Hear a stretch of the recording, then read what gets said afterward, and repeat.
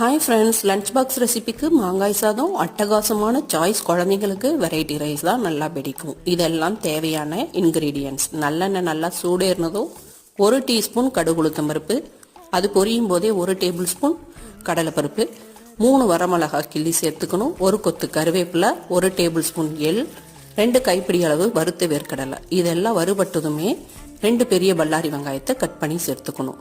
தாளிப்புக்கு தேவையான உப்பு மட்டும் சேர்த்துக்கிறேன். சாதத்தில் உப்பு போட்டு தான் வடிச்சிருக்கேன். நல்லா வெங்காயம் வதங்கினதுமே 1/2 டீஸ்பூன் மஞ்சள் தூள், 1/4 டீஸ்பூன் பெருங்காயத்தூள், 1/2 டீஸ்பூன் ஜீரகத்தூள். இந்த மசாலாலாம் 2 நிமிஷம் வறுத்ததுக்கு அப்புறமா பெரிய துருவல்ல துருவின மாங்காயை சேர்த்துக்கணும். மாங்காய் வதங்கி வந்தால் போதும், கரையக்கூடாது. மாங்காய் நல்லா வதங்கினதுமே ஸ்டவ்வை ஆஃப் பண்ணிவிட்டு தனியாக வடித்து வச்சுருக்கிற ரைஸை சேர்த்து ஜென்டலாக மிக்ஸ் பண்ணணும். உடையக்கூடாது சாதம். அவ்வளோதான், சாதம் ரெடி. ட்ரை பண்ணி பாருங்கள், என்ஜாய் பண்ணுங்க.